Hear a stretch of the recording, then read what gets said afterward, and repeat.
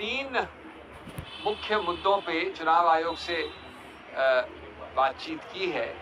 मेरे मानने में सबसे महत्वपूर्ण है वो वाला जिसमें कि हमने 24 नवंबर को बड़े स्पष्ट रूप से कंप्लेंट की थी चुनाव आयोग को कि मॉडल कोड का बड़ा घोर उल्लंघन किया गया है माननीय प्रधानमंत्री और माननीय गृह मंत्री द्वारा।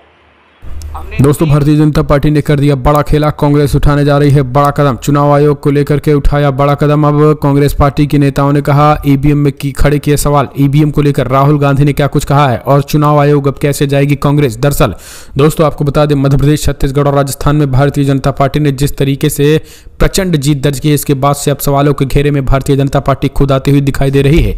यही कारण है कि भारतीय जनता पार्टी के खिलाफ अब कांग्रेस पार्टी ने खुलकर मोर्चा खोल दिया है। तेलंगाना में कांग्रेस पार्टी ने जीत दर्ज की है और बीआरएस को हराकर सत्ता हासिल कर ली है 3 राज्यों में। लेकिन आपको बता दें, यहां पर कांग्रेस के साथ खेला हो गया है। दरअसल हिंदी पट्टी राज्यों में जिस तरीके से राजस्थान में भारतीय जनता पार्टी, मध्य प्रदेश में जिस तरीके से और छत्तीसगढ़ में जिस वोट बैंक के साथ जीती है, इसके बाद से अब सवाल खड़े हो गए हैं। क्योंकि भारतीय जनता पार्टी की इस जीत पर अब लगातार कांग्रेस पार्टी के नेताओं का कहना है कि जिन सीटों पर कोई बीजेपी का मुकाबला ही नहीं था, उन सीटों पर उनको हरा दिया गया है।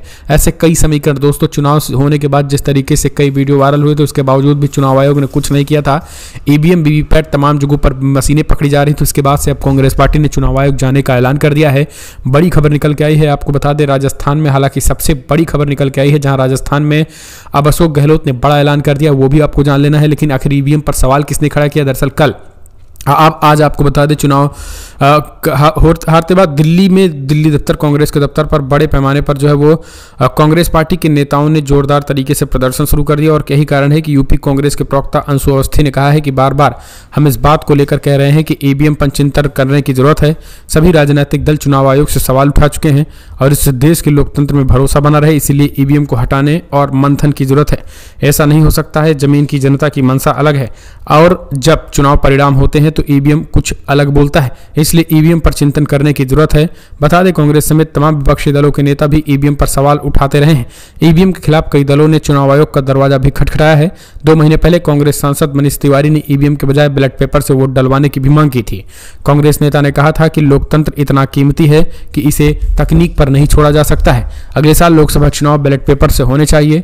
मेरा पॉइंट सिंपल है कि ईवीएम आखिरकार मशीन है और किसी अन्य मशीन की तरह उसमें भी छेड़खानी और हेराफेरी हो सकती है।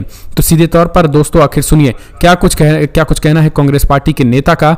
और आपको बता दें, इससे पहले एग्जिट पोल में एमपी में कांग्रेस की सरकार बनने के बाद कांग्रेस ने सवाल उठाए थे। दरअसल कांग्रेस की सरकार जो है वो मध्य प्रदेश में बन रही थी, राजस्थान में भी लगभग कांटे की टक्कर थी। लेकिन जिस तरीके की ये खेला किया गया है, इसके बाद से सवालों के घेरे में आ चुके हैं।